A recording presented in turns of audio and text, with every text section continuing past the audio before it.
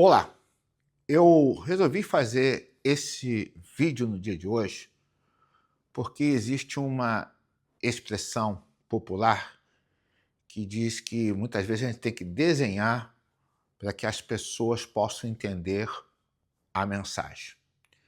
Então, eu vou colocar algumas coisas aqui nesse quadro de uma forma didática para desenhar para vocês o que está acontecendo hoje no Brasil e no mundo. Primeiro, a igreja, que é a eclesia, ou a eclésia, né? Ela precisa ser uma instituição, uma organização separada do Estado, ok? Significa que o Estado, e aí popularmente dizendo,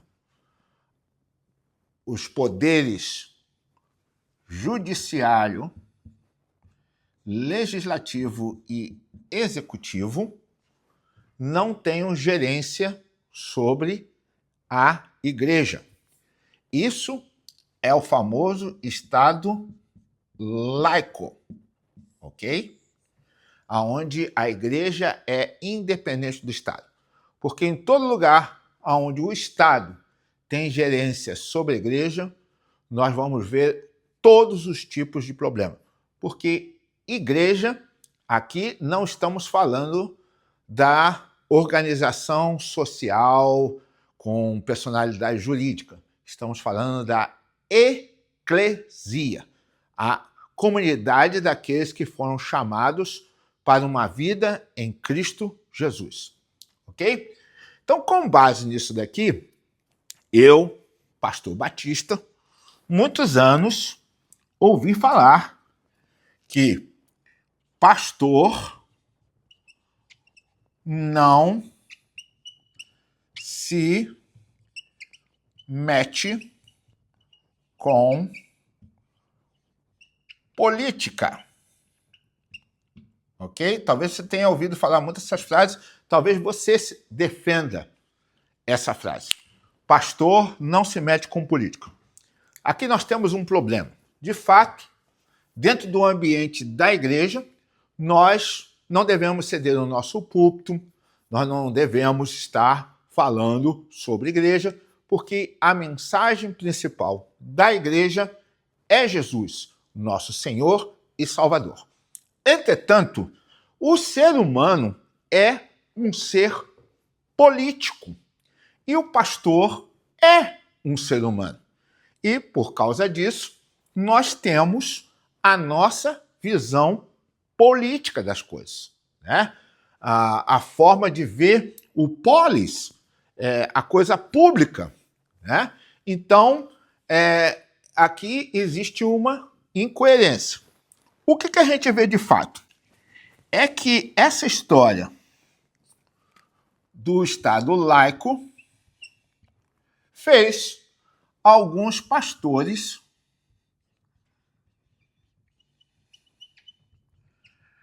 ficarem em silêncio quando o assunto é política. Ok? Então, o Estado, a igreja precisa ser uma instituição, né, separada do Estado laico, pastores não podem falar de política.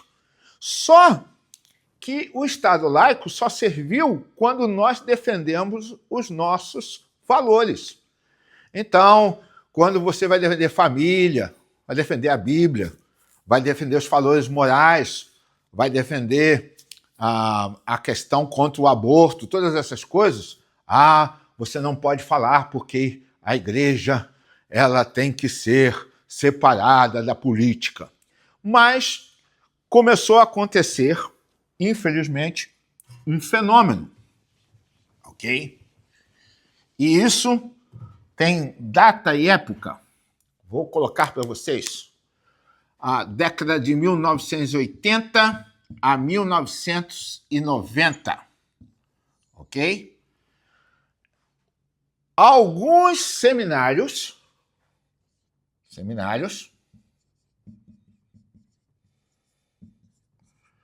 começaram a ter professores liberais.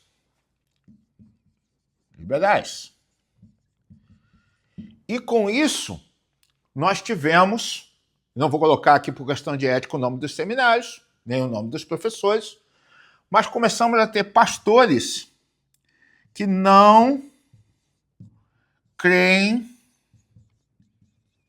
na Bíblia. Ok? Isso mesmo que você está me ouvindo. Pastores que não creem na Bíblia. Como é que você vai ter um líder espiritual que não crê na Bíblia? Porque quando você não crê na Bíblia, você critica a Bíblia. A Bíblia passa a não ser a sua regra de fé e prática. A Bíblia passa a ser qualquer outra coisa, mas não a palavra de Deus. Com isso surgiu o liberalismo. Ok? Liberalismo. Tá bom? Liberalismo. E uma vez eu ouvi um professor meu falando que tudo que é ismo é um problema para a nossa fé cristã, para a nossa vida cristã. Ok? Então, 1990, nós temos aí agora anos 90 e agora estamos nos anos 20. Nós temos aí 30 anos. 30 anos, 3 décadas.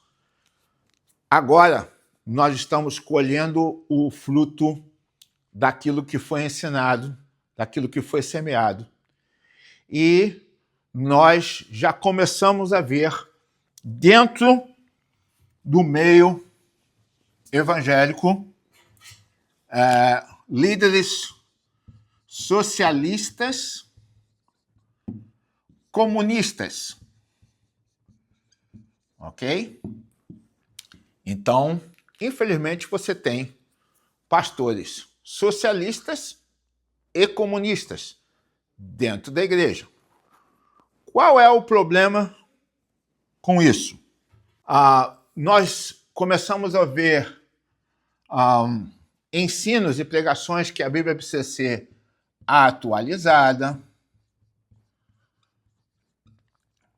que ela está ultrapassada.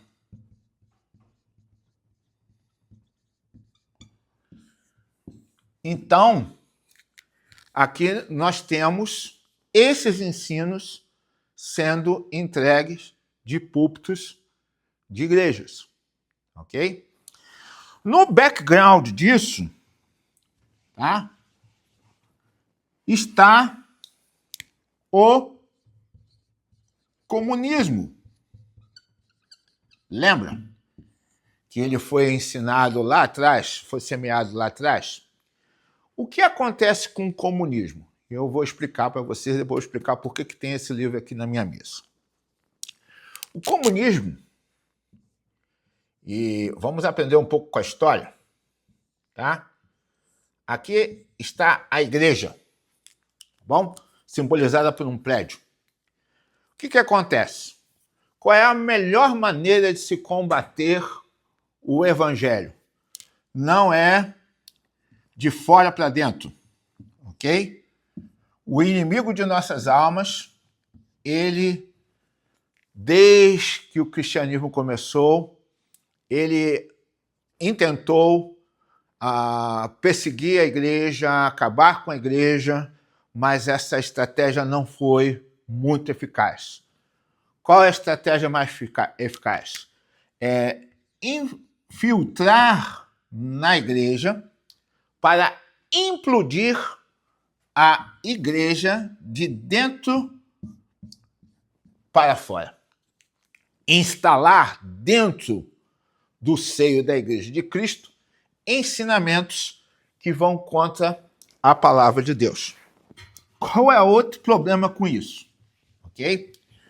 Eu procuro ler bastante e eu sei que na Segunda Guerra Mundial nós ouvimos falar que a Igreja Católica foi muito conivente com o que aconteceu com o nazismo na Europa, na Alemanha, quando eles perseguiam os judeus, e a igreja ficou quieta dentro das quatro paredes.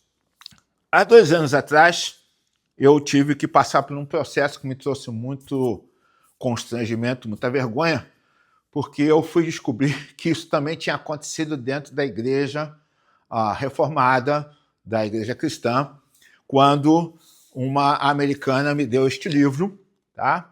Uma carta para a igreja americana.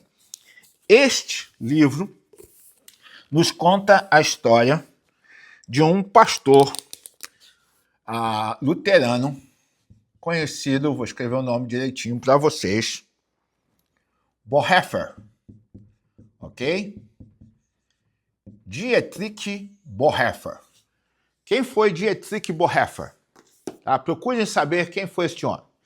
Este homem foi um pastor luterano que viveu na Alemanha pré-nazista e ele começou a perceber que os ensinos da Bíblia estavam sendo distorcidos, os 10 mandamentos, mas não eram mais os 10 mandamentos da Bíblia. Eu não vou me aprofundar aqui para o vídeo não ficar muito longo. E ele começou a comunicar às pessoas que deveriam ter cuidado com o que estava acontecendo fora das 4 paredes da igreja. Ok? De novo, vou desenhar aqui para vocês algo que apenas simboliza a igreja, porque a igreja não é o templo, a igreja somos nós. Então, o que aconteceu na Alemanha pré-nazista?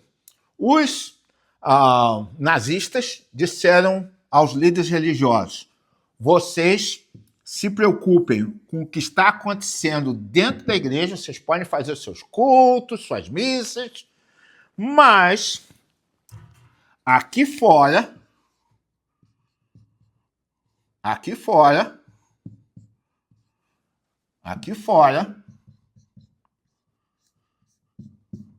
quem cuida somos nós.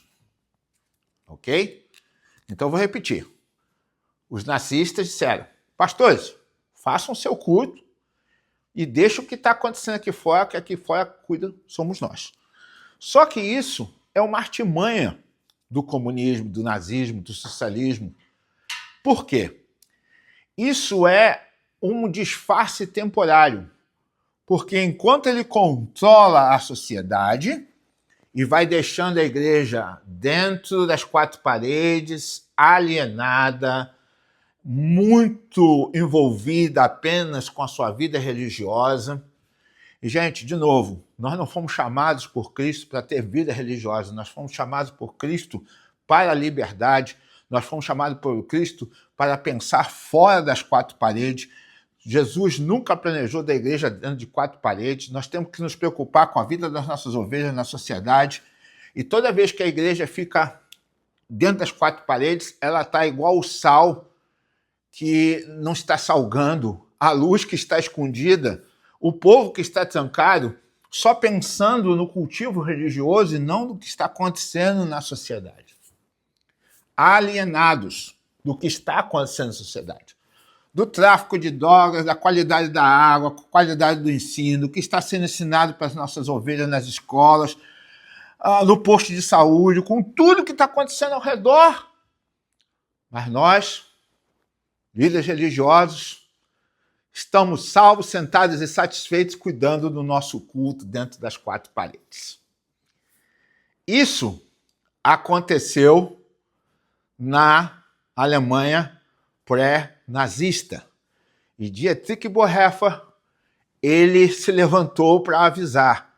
Foi justamente por isso que surgiu esse livro, para avisar a igreja aqui nos Estados Unidos que essa pauta estava acontecendo. Tem um dito popular que diz que quem não aprende com o passado está fadado a repetir os mesmos erros no futuro. Vocês sabem o que aconteceu na Alemanha depois do nazismo? Igreja destruída, aniquilada, perseguida. Mas antes disso, se entrassem judeus dentro de um culto, os pastores diziam para os soldados da Gestapo. Olha, ali atrás da igreja tem uma porta, eles foram para lá, estão escondidos, você pode ir lá prender eles. Sabe por quê? Eles estavam preocupados com o culto aqui e não se comprometerem com o que estava acontecendo. Está fazendo vista grossa para o massacre dos judeus. Estavam fazendo vista grossas. Por quê? Eles, no legalismo deles, eles não podiam esconder nada da polícia nazista. Meus queridos, todos os países que caíram nesse engodo, e eu vou colocar a lista deles aqui para vocês. Ok? A lista deles aqui para vocês. China, Coreia do Norte, Nicarágua, Cuba, Venezuela,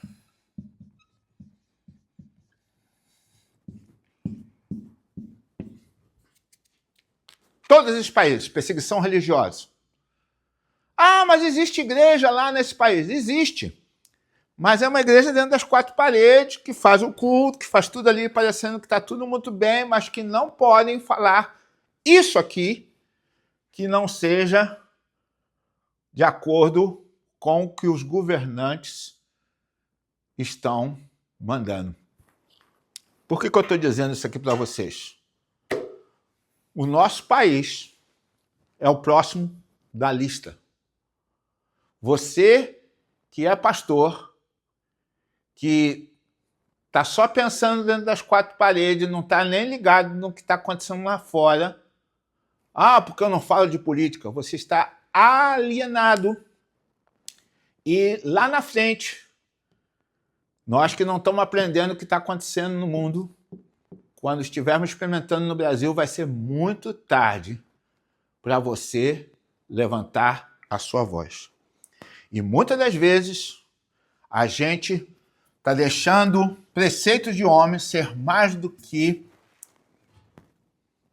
a palavra de Deus. Sabe o que aconteceu com o Dietrich Bonhoeffer? Vai estudar sobre a vida dele. Você vai ver que ele foi lá ler o livro de Tiago. E ele disse que a fé sem obras é morta. E ele disse uma frase que doeu muito para mim quando eu vi. O silêncio diante do mal é o próprio mal. Ok? O silêncio diante do mal é o próprio mal. Ou seja, quando você fica quieto, você está agindo por omissão. Está pecando por omissão. Você está concordando com o mal que está acontecendo. Então, nós estamos vivendo um momento em que tem muita gente silenciada diante do mal que está acontecendo, pensando que está fazendo certo, porque, afinal de contas, eu não falo sobre política. Eu vou ficar quieto porque, afinal de contas, eu tenho que me proteger o que eu estou fazendo aqui, a minha função religiosa. Lá fora, a gente vai olhar para que Deus cuide do que está acontecendo lá fora, enquanto aqui dentro está tudo bem, provisoriamente, temporariamente. Aprenda com a história para não cometer os mesmos erros da história. Meu vídeo tem inúmeras falhas, inúmeros erros, mas eu espero que você tenha entendido a mensagem principal e que o Espírito Santo de Deus levante homens e mulheres de coragem, que não só fiquem orando é muito importante, mas a palavra oração em português é orar e agir. É orar e fazer algo, não apenas orar e, como diz o próprio Tiago, se você vê alguém em necessidade, mas necessidade de quê? De tudo. E você passa dizendo que Deus te abençoe, que Deus vai suprir. Não, a igreja tem uma missão muito maior do que apenas orar. Ela precisa falar, ela precisa combater o mal. O que está lá fora vai alterar aqui dentro, mais cedo ou mais tarde. O silêncio diante do mal é o próprio mal. E nos mostra, muitas vezes, esse silêncio, que nós não temos confiança suficiente que Deus pode nos proteger de tudo, e se não nos proteger, que nós estamos sendo fiel a eles. Você lembra de Daniel diante da estátua e da fornalha de fogo ardente? Ele não se ajoelhou e disse: o nosso Deus pode nos livrar. Porém, se ele não nos livrar, nós não vamos nos ajoelhar diante da estátua de Nabucodonosor. Que Deus abençoe esse vídeo no seu coração. É o meu pedido, é a minha oração, em nome de Jesus. Amém.